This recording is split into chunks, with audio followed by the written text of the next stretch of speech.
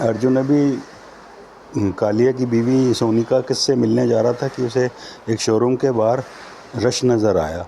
Showroom के एक TV पर स्वामी सेवानंद अपना सत्संग कर रहे थे। उसके सामने विशालकाय मैदान में लाखों का हजूम चुप्पी साधे उसके प्रवचन सुन रहा था।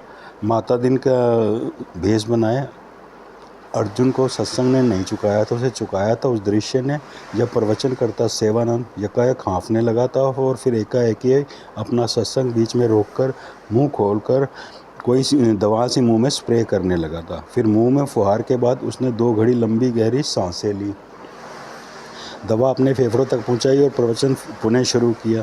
मनुष्य का चोला हमें मिला, पर किस लिए? इसलिए कि हम मानवता की सेवा कर सके।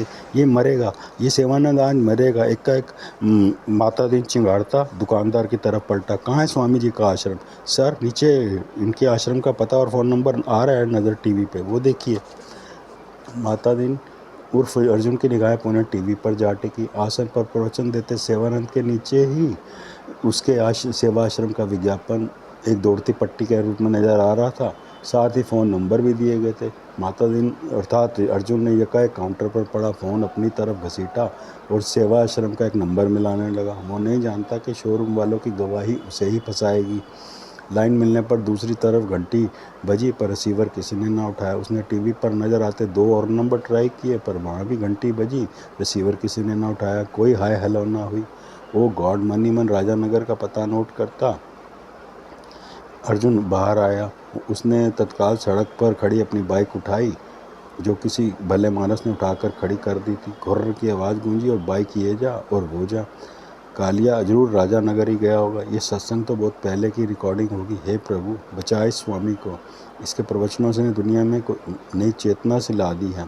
अगले ही पल अर्जुन की बुलेट हवा से बातें करने लगी। 15 मिनट बाद बुलेट राजानगर के फार्म हाउसों वाले इलाके में एक बड़े से फाटक के बाहर रुकी। विशाल आयरन गेट पर काफ़ी बड़ा ताला लगा था और पास भी बेंच पर मरगिल्ला सा एक दरबान बैठा ऊँग रहा था। बाइक की आवाज़ सुनते उसकी आंखें फटी और वो भागकर माता दिन उर्फ अर्जुन के पास पहुंचा।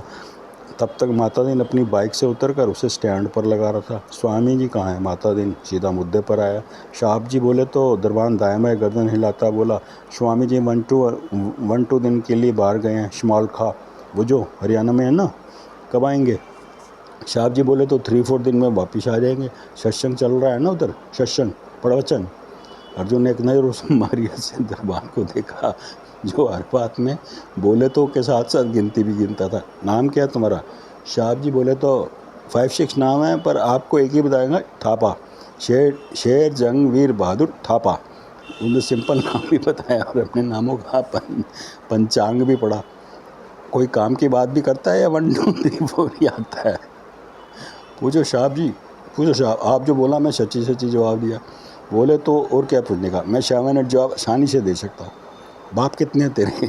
साहब जी अब 9-10 तो होंगे ही। 5 का नामा तो मैंने पहले ही गिना दिया आपको, बाकी पूछ के बताएगा। फिर तो मम्मियाँ भी तेरी 11-12 होंगी। साहब जी बोले तो अब मम्मियाँ 13-14 तो हो नहीं सकती, इसलिए आप ठीक बोला, अम्मियाँ 11-12 ही हैं। पहली ने मेरी खोपड़ी बाहर निकाला, दूजी ने मेरा टांग। बस साहब जी मैं ऐसे ही आसान किस्तों में EMI में पैदा होता आ गया। अर्जुन का दिल किया कि ऐसे पर हालात ऐसे न थे, फिर भी उसे दरबान से किसी मतलब की बात पता चलने की उम्मीद नहीं। वह उसकी झकझक बर्दाश्त करने को मजबूर था। साहब जी आपके पास शिगार होगा? एक थापा अपनी वर्दी की जेब से माचिस निकालता चेका। शिगार नहीं तो 14-15 सिगरेट चलेगा। बोले तो मिलेगा क्या? मैं सिगरेट नहीं पीता, अर्जुन झूठ बोला। फिर तो बोले तो 16-17 शालों के मेहमान हैं, उसके बाद तो आप खल्लाश। और तू कंकड़ कितने दिन का मेहमान है?